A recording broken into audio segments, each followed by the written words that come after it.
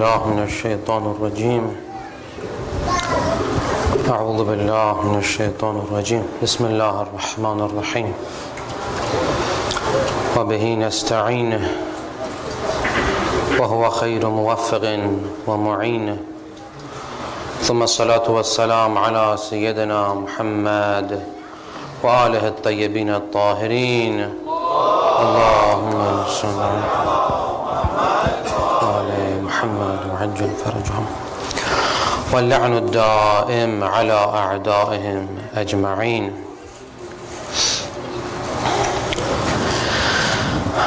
Alhamdulillah Rabbil Alameen. For the past several nights we've been speaking about the luminous spiritual and existential status of the Ahlulbayt.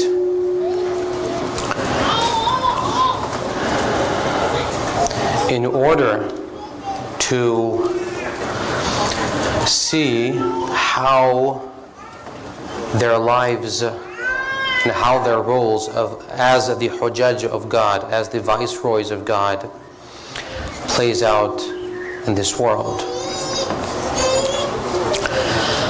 I addressed two objections that might be raised in relation to the topic I've been speaking about for the past several nights.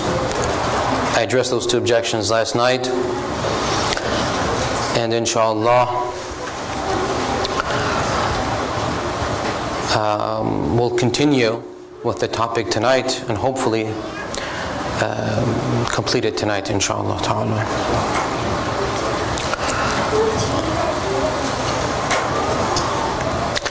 However, in order to continue, we need to shift our focus slightly for a few minutes and consider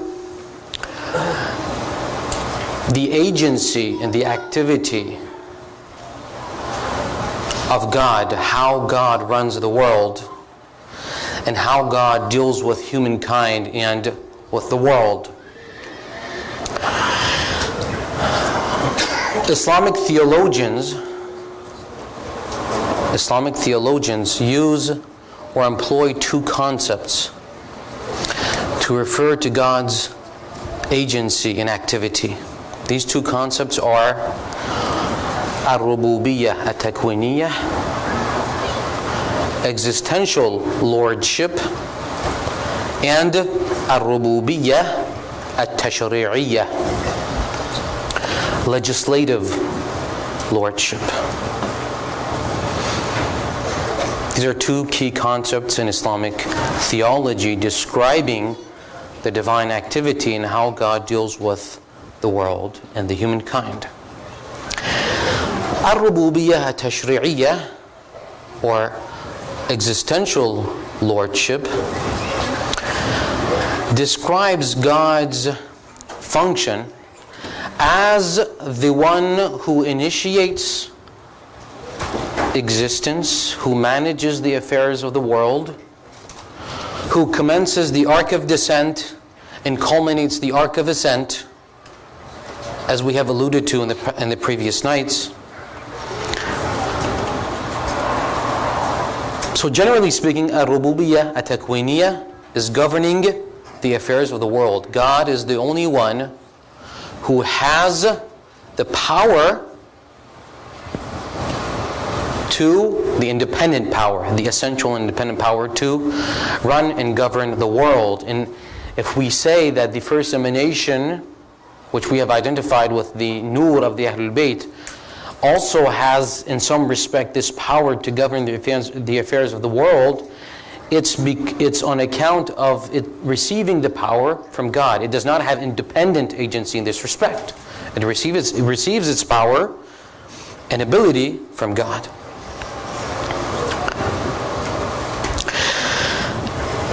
There is, however, one particular being in this scheme of existential things that has a unique place. That is us. That is the human being. On the one hand, On the one hand, it incorporates the spirit and the breath of God. فَنَفَخْتُ فِيهَا مِنْ رُوحِي. On the one hand, the human being incorporates the Spirit of God. On the other hand, it incorporates the basest of existential states, which is the material existential state. So this gives him a unique place in the existential scheme of things.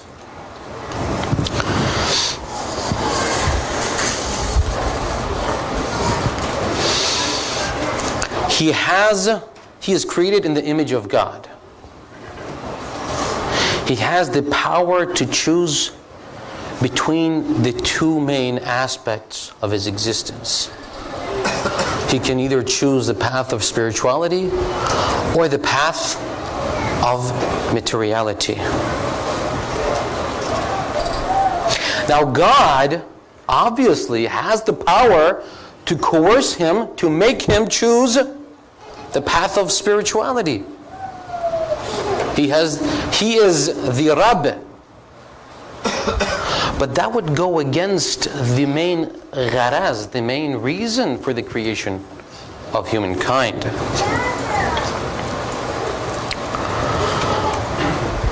أعوذ بالله من الشيطان الرجيم ولو شاء الله لجعلكم أمة واحدة ولكن ليبلوكم فيما آتاكم. If God had wished, He would have made all human beings virtuous. But that is not the purpose of human creation.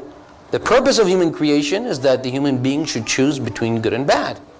It's his choice to make. And he fills a necessary gap in the scheme of things. Because God is the infinitely merciful source of being that gives existence to all potential beings, this is a form of existence that must be actualized and realized as well. So this form of being must be created, and it has this unique characteristic that it can choose between either side.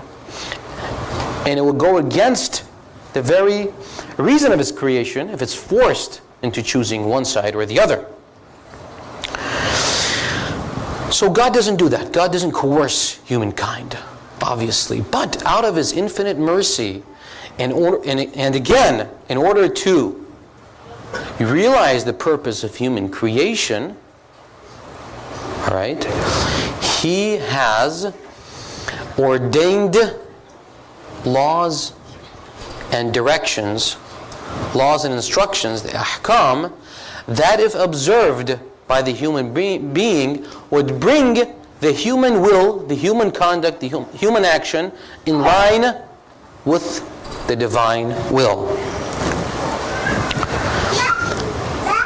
This aspect of the divine agency, this function of God, is in Islamic theology called Al-Rububiyyah At-Tashri'iyyah, legislative lordship. Al-Rububiyyah At-Tashri'iyyah. When God speaks of existential lordship, Rububiyyat At-Takvini, He says, أعوذ بالله من الشيطان الرجيم إنما أمره إذا أراد شيئا أن يقول له كن فيكون. In the realm, in the existential realm, God's will is realized and actualized without any obstruction, without anyone having the power to go against His will.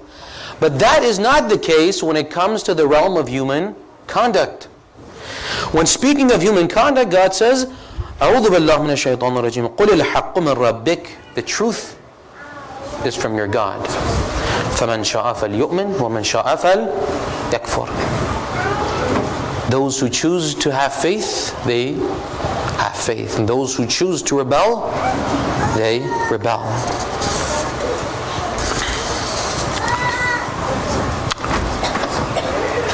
So there are two main functions in relation to divine agency and divine activity. They are rububiyyat tashri'i and rububiyyat takwini. Now, this is where we go back to our main topic. Khalifatullah, the Hujjah of God, the Khalifa of God, the Viceroy of God, must also represent both capacities, must also represent both functions.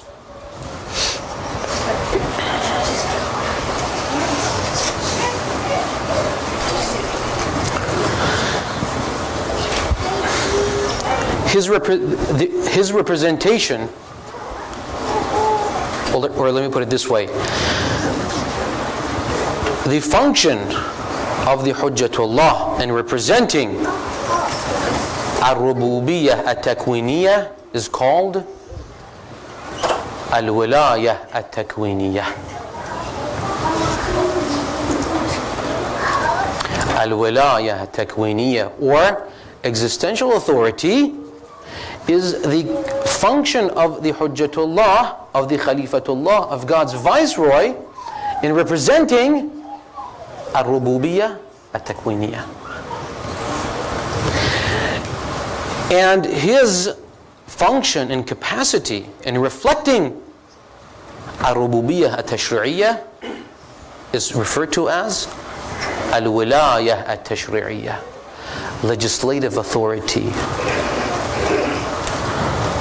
So God's Viceroy, God's Khalifatullah, God's Hujjah, the Imam possesses both Al-Wilayah At-Takwiniyah and Al-Wilayah At-Tashri'iyah. Al-Wilayah At-Takwiniyah is what we've been talking about past few nights. It's the power over all of creation, and it's the possession, it's the knowledge,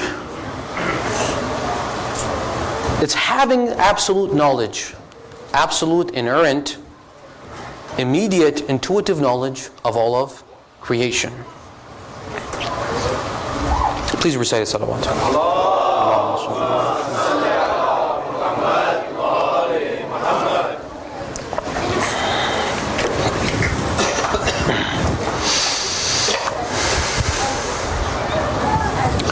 Now, brothers and sisters, these two functions, these two capacities, Al-Wilayah At-Takwiniyah and Al-Wilayah At-Tashri'iyah, are inseparable.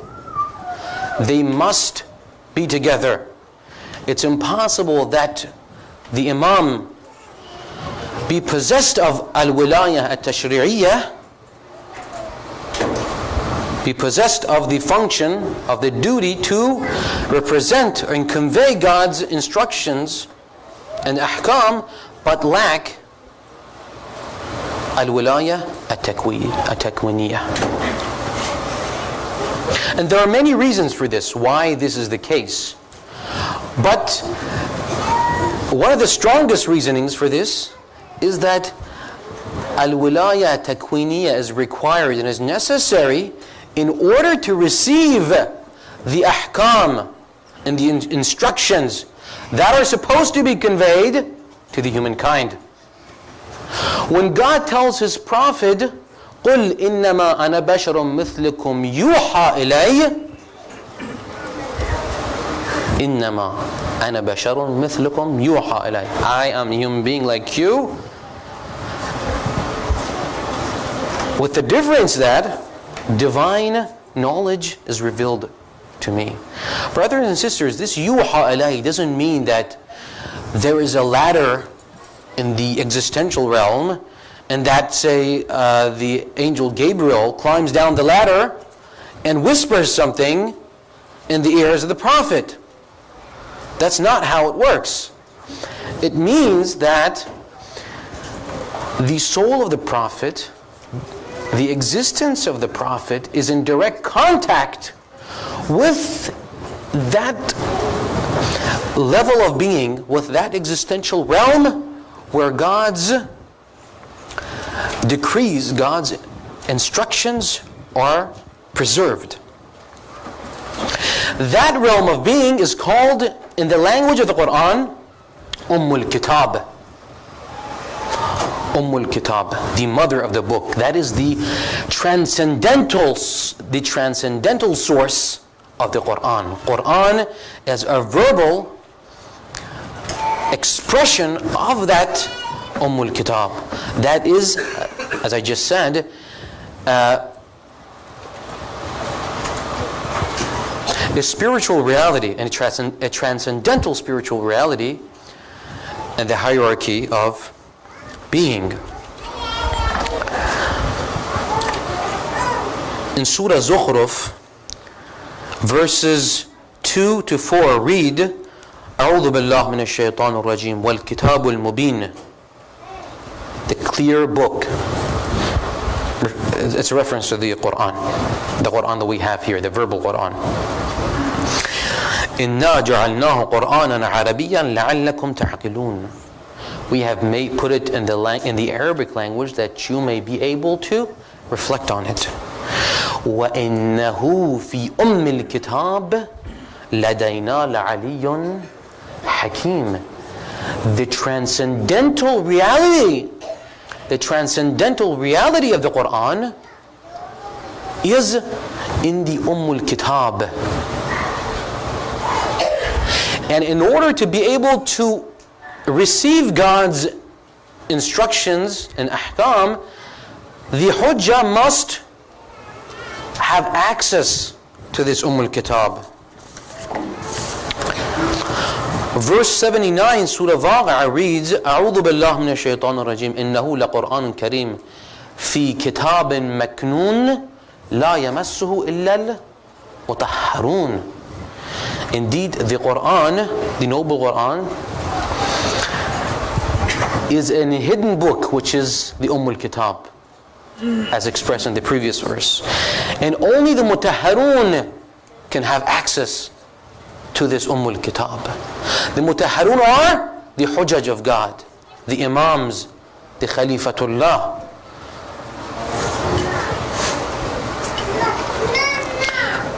Therefore, Wilaya at-Takwiniyya and Wilaya at-Tashri'iyya are inseparable. In order to have Wilaya at-Tashri'iyya, the Hujjah, the Khalifa, must have Al-Wilaya at-Takwiniyya. Otherwise, he cannot perform his function as the legislative authority. And this is a truth that is corroborated, that is supported by numerous riwayat.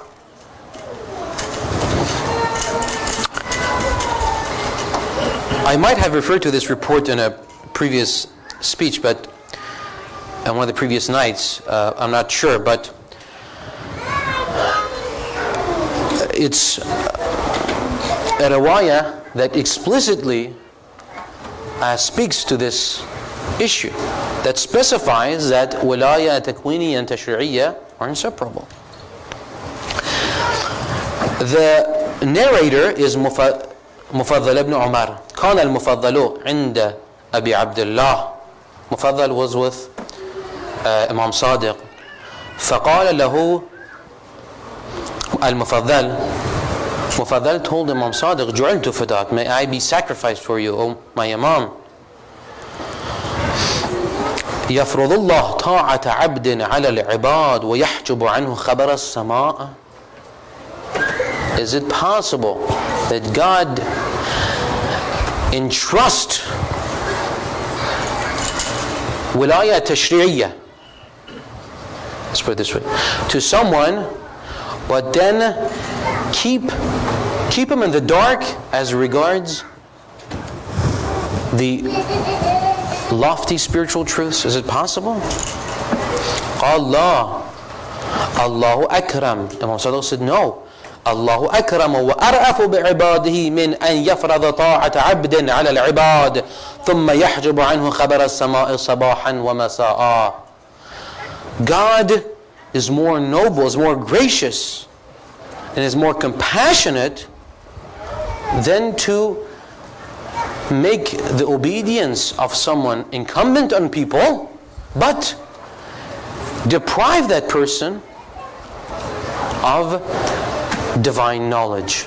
And as I've explained before, divine knowledge requires al-wilaya takwiniya, because that's how divine knowledge can be acquired.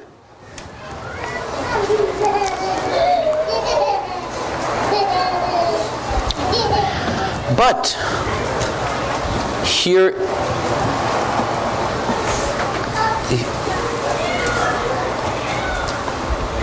just as Rububiyyah at-Tashri'iyah and Rububiyyah at-Takwiniyyah do not encroach on one another,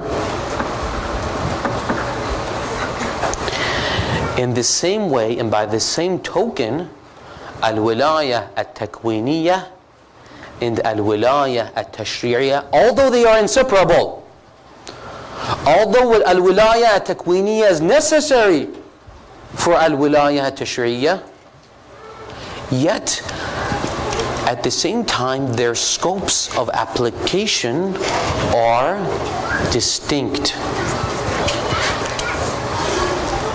Just as I explained that God does not bring His al-Rububiyyah at-Takwiniyyah to bear on the realm of human conduct, in the same way and for the same reason, the Hujjah of God, the Viceroy of God, cannot bring His al-Wilaya at-Takwiniyyah, His existential authority, to bear on the realm of human society and human conduct. But because otherwise, if He did bring it to bear, the purpose of human creation would be nullified.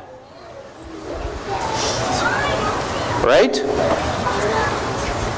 So for the same reason, although the Imam in Hujjah must have Wilaya Takwiniyyah, but he cannot, the Hujjah cannot exercise al-Wilaya Takwiniyyah in the realm of human conduct in human society. What's the use of having it? Exactly. Ahsantum. There are four main applications for al-Wilaya at-Takwiniyyah. Four main applications. One, the Hujjah is the link, as I have alluded to before.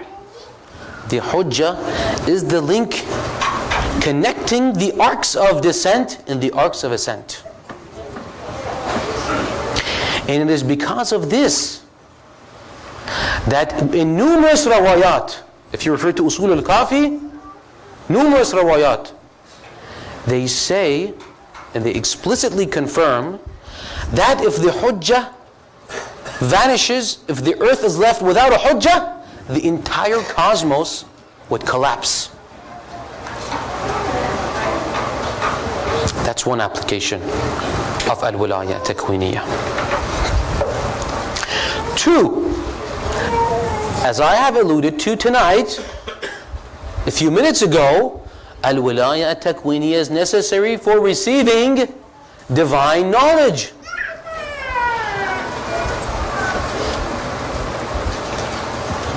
Brothers and sisters, again, I'm reiterating here, wahy, revelation and divine knowledge, is not Gabriel coming down the ladder and whispering few words in the ear of the Prophet.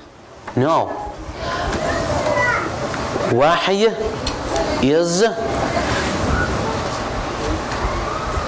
the function or the capacity of the Prophet to become aware of that existential reality which is called Kitab. And that requires al-Wilaya Takwiniyyah, because in the existential scheme of things, to be aware of something and to have knowledge of something, you have to have ilm huduri, you have to have intuitive and immediate knowledge. As I explained in a previous night, ilm husuli only applies in this world. And that's why I spent so many nights, I spent the previous nights talking about all those premises and presuppositions. It was because we could adequately and sufficiently explain the conclusion we're trying to reach.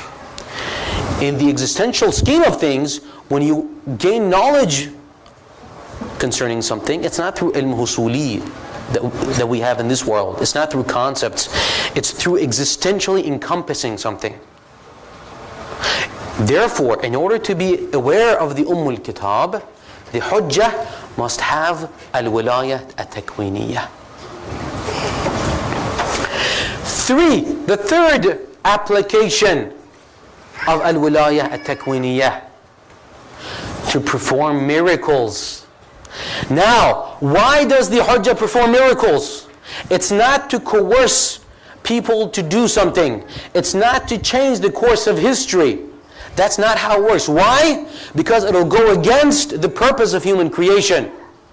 The human being must choose on his own, with his own free will, which path he wants to take. But nevertheless, in order to convince humankind, in order to convince people that he is the true Hujjah, that he's not lying, that he actually possesses al-wilayah at-tashri'iyah, he must show miracles. He must perform miracles in order to prove the veracity and the validity of his claim. It's for what the theologians call is for itmamul hujjah. Itmamul hujjah.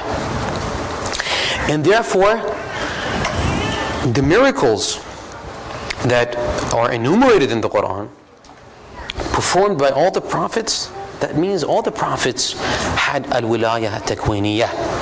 Brothers and sisters, miracles means that the existence of the Hujjah encompasses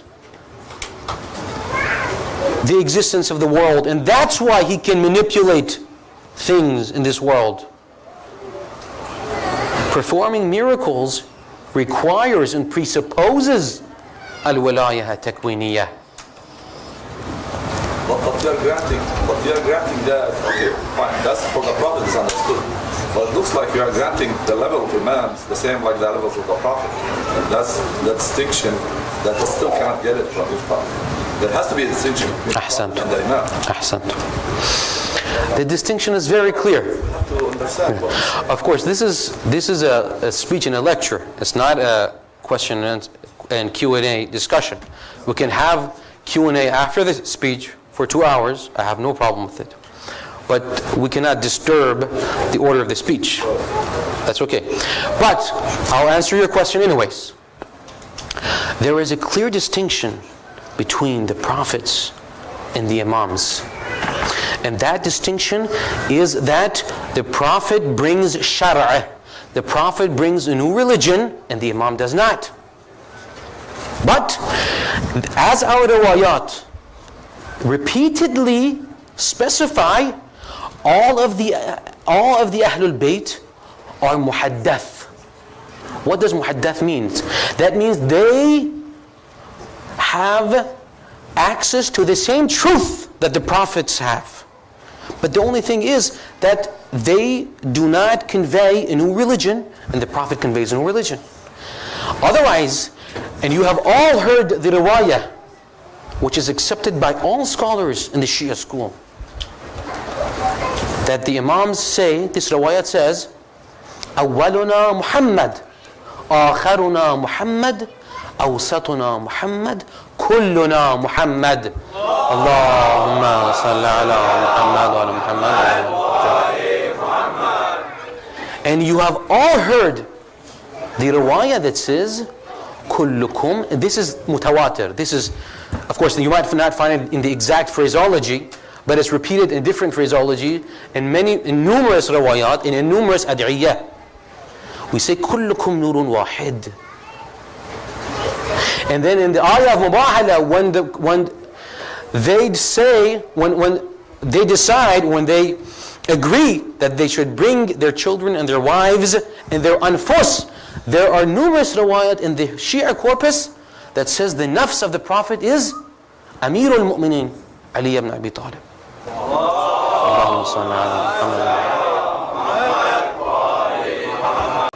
Therefore, the reality of the Prophet is no different from in fact, It is a unanimously accepted fact in the Shia school of thought that the only prophet that exceeds the Ahlulbayt in superiority is the prophet. Otherwise, the Ahlulbayt are superior to all the prophets before Prophet Muhammad. Alright? So the only distinction that differentiates prophets from other Hujjaj, that differentiates Anbiya from Awsiya, is that Awsiya do not bring a new religion, whereas Anbiya, some of them, not all of them, bring a new religion.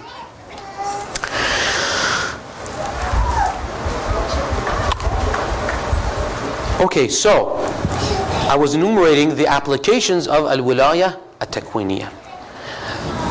One was the link of the arcs of descent and ascent. 2, in order to be able to acquire divine knowledge. 3, to perform miracles.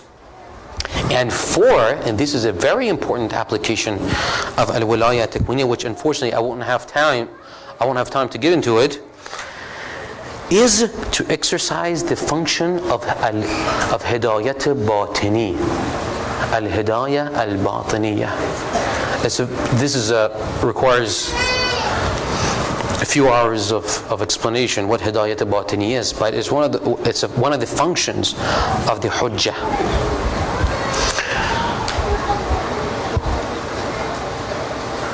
And well, let's not get into it. But the first 3 applications that I enumerated, they're sufficient, they're enough to explain the necessity of Al-Wilaya At-Takwiniyah. However, again, the purview and the scope of Al-Wilaya At-Takwiniyah is distinct from the scope of Al-Wilaya At-Tashri'iyah. The prophets and the imams cannot exercise their powers to change the course of history. They do, how should I put it? They do incline people in a very subtle and gradual way to move toward perfection. And this is Al-Hidayah Al-Batiniyah. I just wanted to have a brief reference to its meaning, what it means. Al-Hidayah Al-Batiniyah is the function of the Imam and the Prophet, whereby he influences in a subtle way without coercing people to choose a certain path, but influencing them subtly to move toward perfection. Because if this Al-Hidayah Al-Batiniyah did not exist, the forces of evil in this world are so powerful, and they outweigh the forces of the Prophet in such great proportion, that if this Al-Hidayah Al-Batiniyah did not exist, the light of guidance would perish. Okay, so the prophets and the imams must exercise this Al-Hidayah Al-Batiniyah to keep the light of guidance alive. That's the first. But other than that, and despite of that, the imams and the prophets cannot bring their Al-Wilaya At-Takwiniyah to bear on human conduct in human society. Why? Again, because it defies the purpose of human creation. For the same reason, this is to wrap up our discussion tonight. For the same reason that God, although He is able to make all humankind follow guidance, but He doesn't, and He lets humankind to choose the path they want to traverse on their own. For the same reason, the Imam cannot and is not allowed to bring his Al-Wilaya Takwiniyah to bear on human history in a way that would coerce humankind into choosing a certain path. It would defy the purpose of human creation. Therefore, those who say that the fact that Imam Ali, or the other Imams for that matter, didn't do some sort of miracle to change the course of history means he either did not have the power or those historical events didn't actually happen, they are missing this very subtle distinction. And that is the fact that although al-wilaya takwiniyya and al-wilaya tashri'iyya are inseparable, they have distinct scopes of application, and they cannot encroach on one another. Please recite a salawat. Allahumma salli ala Muhammad.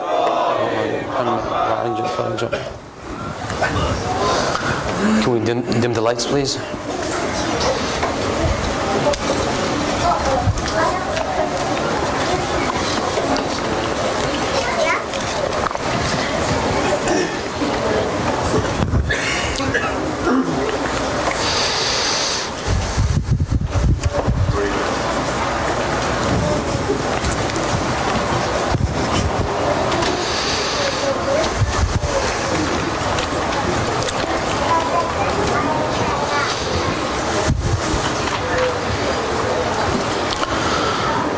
يا أبا عبد الله الحسين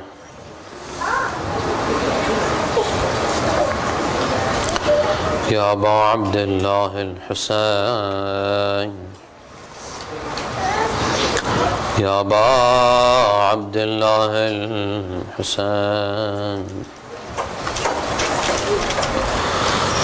بأبي أنت وأمي ونفسي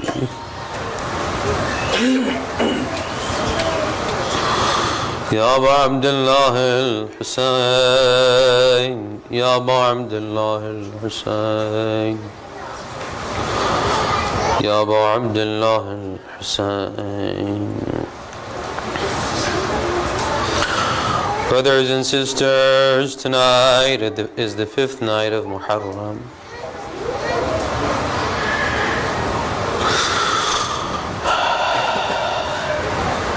Imam Hussein and his family and companions have been in the desert of Karbala for 3 days and nights now.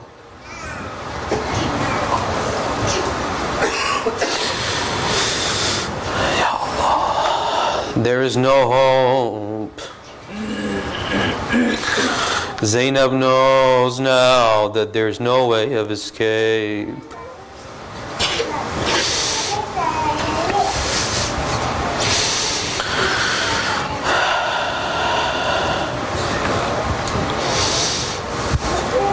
Brothers and sisters, let's take our hearts to Karbala.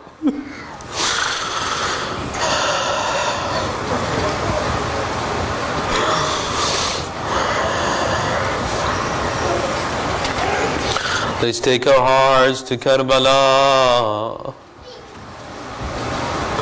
Let's see if we can try to calm Zainab, to give her assurance that there is still hope.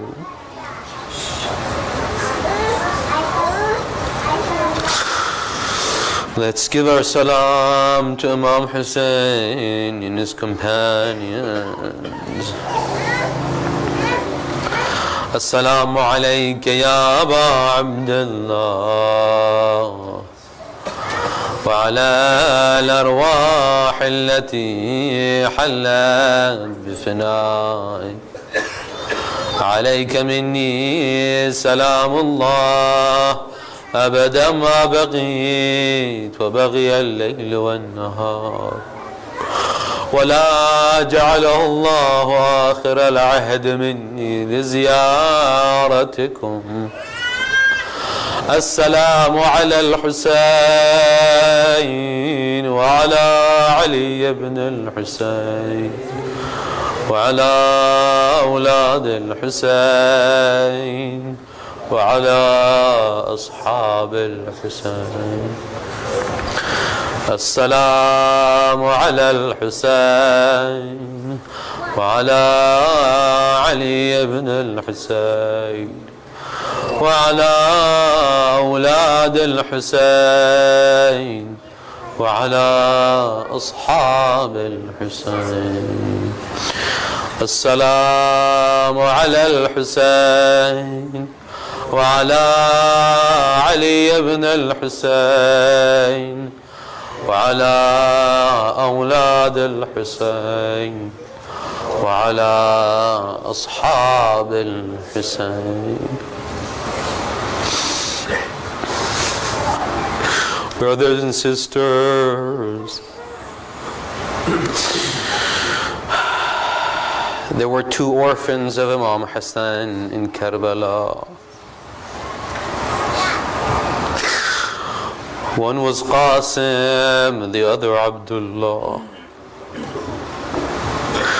Both gave their lives for their uncle. They're from a noble lineage. They cannot stand by, hear the cries of their uncle for help, and not help him.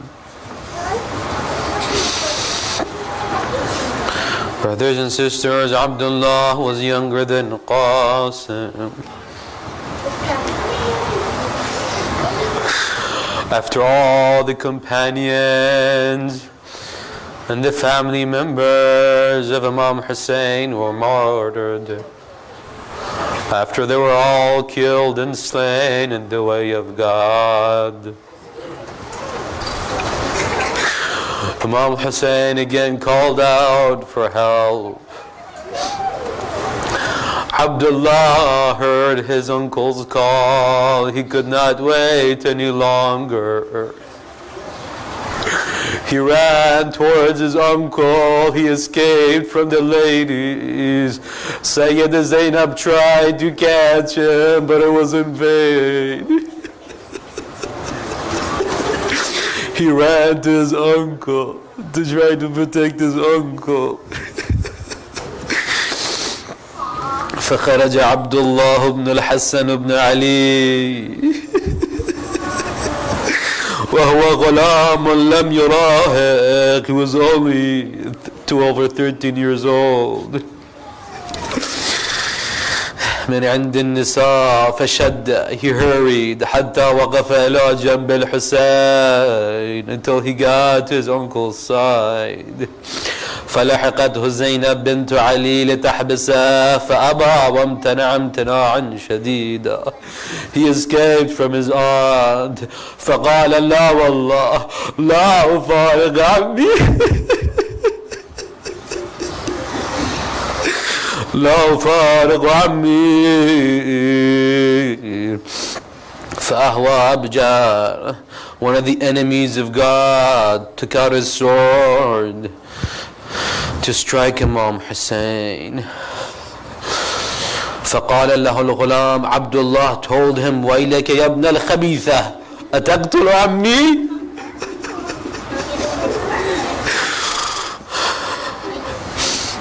Oh, the son of the wicked one, do you intend to kill my uncle? فضربه بالسيف. The enemy of God tried to strike Imam Hussein. فاتقى الغلام بيده. Abdullah tried to stop the sword. The sword struck his arm and cut it off. It was only hanging by the skin. فأتنها إلى الجلد فإذا هي معلقة. فنادى الغلام يا عما يا عما يا عما. فأخذه الحسين. Imam Hussein embraced his nephew وضمه إليه, cuddled him up. وقال يا ابن أخي, oh my nephew, اصبر على ما نزل بك, have patience, واحتسب في ذلك الخير فإن الله سيلحقك بآبائك الصالحين. Wait, O Abdullah, wait shortly, inshallah. You'll be with your father, you'll be with your uncle, you'll be with your great-grandfather, the Prophet. ألا لعنة الله على القوم الظالمين وسيعلم الذين ظلموا أي منقلب ينقلبون